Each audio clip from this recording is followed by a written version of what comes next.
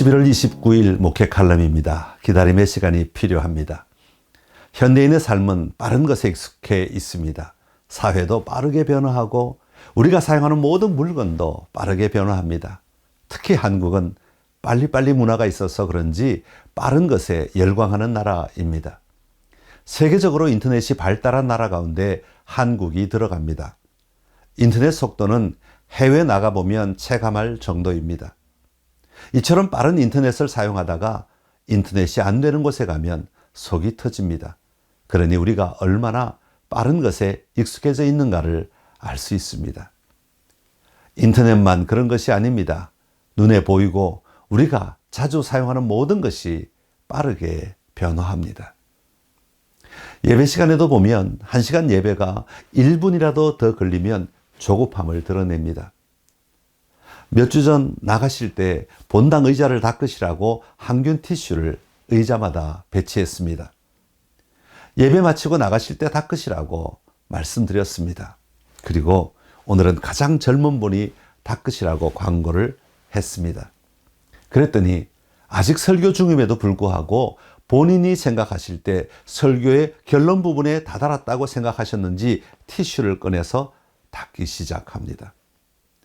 옆에 앉은 젊은 분에게 빨리 닦으라고 눈치를 주고 재촉을 합니다.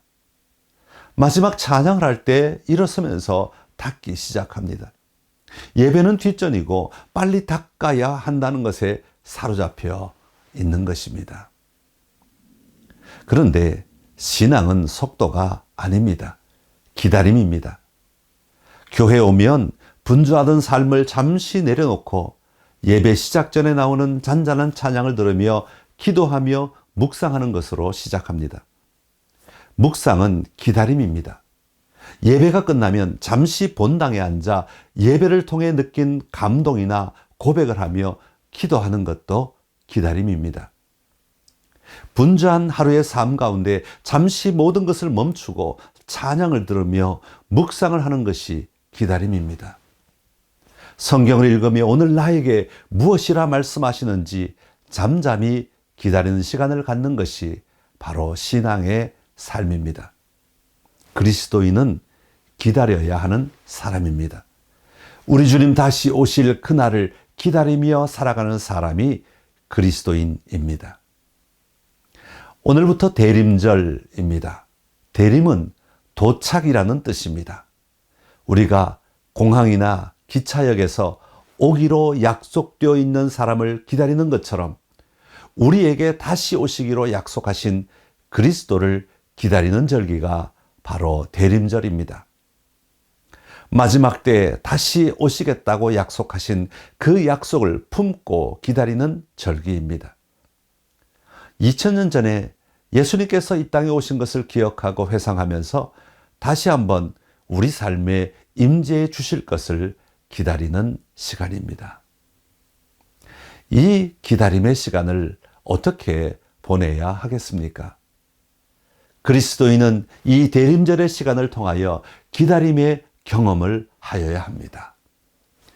기다리는 사람이 자기 자리를 지키지 않고 다른 곳에 가 있을 수는 없는 것처럼 우리가 있어야 할 자리에 서 있는 것으로 시작합니다.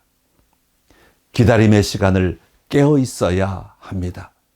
등불을 준비한 슬기로운 처녀들처럼 준비하고 있어야 합니다.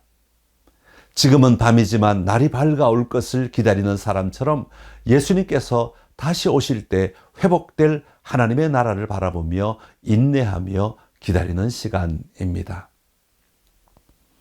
이 기간에 그리스도인은 구체적으로 어떻게 기다리면 좋을까요? 개인 생활, 가정 생활, 교회 생활, 직장 생활에서 점검해야 할 것이 무엇인지를 발견하고 그것을 정돈하면 좋겠습니다. 종말의 삶을 살아가는 자답게 방탕하게 살아가는 것이 아니라 말씀과 기도로 깨어있는 삶을 살아갑시다. 나름대로 성경 본문을 정해놓고 읽으셔도 좋고요. 기도의 시간을 정해놓고 한 해를 뒤돌아보면서 기도하며 정리하는 것도 좋습니다. 또한 실제적으로 용서를 구해야 할 사람에게 용서를 구하고 도움이 필요한 사람에게 도움을 주고 잘못된 것이 있다면 고쳐가면서 기다리는 것이 필요합니다. 주님 앞에 서기 전에 내가 정리해야 할 것이 무엇인지를 바라보며 이 대림절을 맞으시기 바랍니다.